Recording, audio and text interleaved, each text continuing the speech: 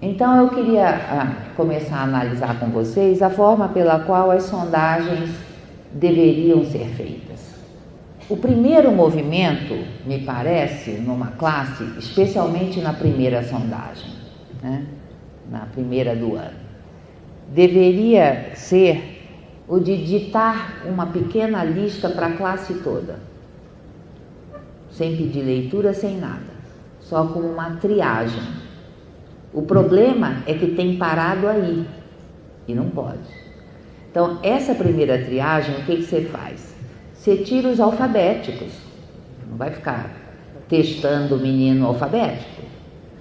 Você tira aqueles silábicos de manual, que a gente chama, né? Que não são tantos assim, mas que escrevem com as vogais certas, ou com vogais e alguma consoante, mas escrevem uma letra exatamente para cada sílaba e com um valor sonoro que a gente reconhece, como a Roberta, né? Esses são fáceis de tirar. O resto tem que ser entrevistado individualmente. Não tem outro jeito. Na verdade, a professora pode até trabalhar com 3 crianças, por exemplo, mas ela põe as crianças afastadas, ela que tem que intervir. Eu diria que para quem não tem grande experiência, melhor trabalhar com um de cada vez, senão não enxerga o que está acontecendo. Aí ela faz uma nova sondagem com novas palavras e aí a cada escrita tem que ser solicitada uma leitura imediatamente e não no fim da atividade, porque o que tem acontecido é que os professores ditam para todo mundo, depois saem andando pela sala pedindo a leitura depois. Essa técnica pode servir para meninos que já são leitores, certo? Mas para meninos silábicos, por exemplo, na terceira palavra ele não faz a menor ideia do que estava escrito na primeira e na segunda. E como a gente viu com o Ricardo, a leitura pode mudar totalmente o que a simples escrita parecia mostrar. Além disso, nós temos visto situações muito estranhas. Por exemplo, a professora põe as crianças para copiarem e memorizarem a lista que ela vai usar na sondagem. Não riam, é para chorar. Mas ela não faz isso por mal. Quando as crianças estão escrevendo em níveis mais avançados, silábico-alfabéticos, já quase alfabéticos ou alfabéticos mesmo, esse procedimento pode até garantir um desempenho aparentemente bom, né? Mas quando os alunos estão em hipóteses iniciais, a tendência é, em lugar de escreverem segundo o que realmente pensam, tentarem lembrar a forma das palavras que foram previamente trabalhadas. E aí o tiro sai pela culatra. Eu fico achando que muitos meninos que estão aparecendo nas listas como escrita pré-silábica são meninos que se perderam da sua hipótese silábica tentando escrever as letras que a professora ensinou.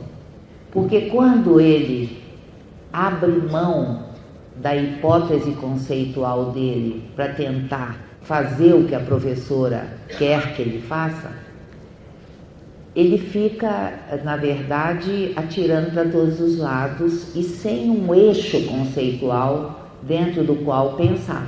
E mesmo muitas professoras que não fazem isso na situação de sondagem, acho que porque para elas é mais claro que aí tem um problema de ética, né?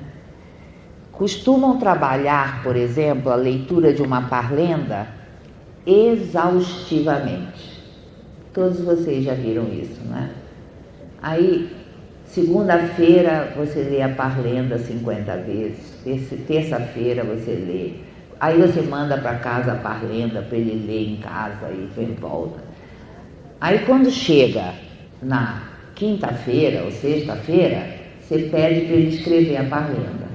Não é claro para essas professoras o que é necessário que as crianças memorizem. Elas imaginam que, além do oral, né, da parlenda oralmente, as crianças precisem também memorizar a forma escrita. E elas estão convencidas que essa memorização pode ajudar os alunos a avançar conceitualmente. No entanto, para as crianças que escrevem silabicamente, essa prática é extremamente desorganizadora do ponto de vista conceitual.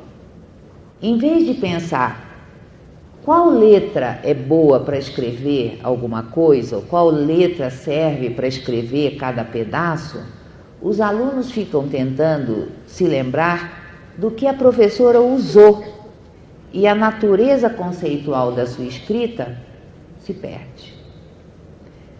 O que não está claro para as pessoas que fazem isso é que o avanço não acontece porque ele vai memorizando mais informação. Acontece porque, refletindo, ele vai precisar reconceitualizar o que ele pensa. Como vocês viram o Ricardo fazer. Ele foi reconceitualizando várias das hipóteses dele. Ele tinha uma exigência, por exemplo, de quantidade que ele reconceitualizou de 3, mínimo de 3, para mínimo de 2, né? Ele tinha várias exigências que ele precisou reconceitualizar. Qual é o problema com esse tipo de prática? O problema é que, embaixo de um discurso construtivista, o que você tem é uma prática de treinar a resposta correta,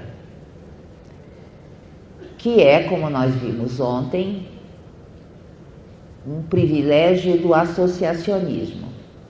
Eles acham que aprender é memorizar, é treinar e aprender a resposta correta.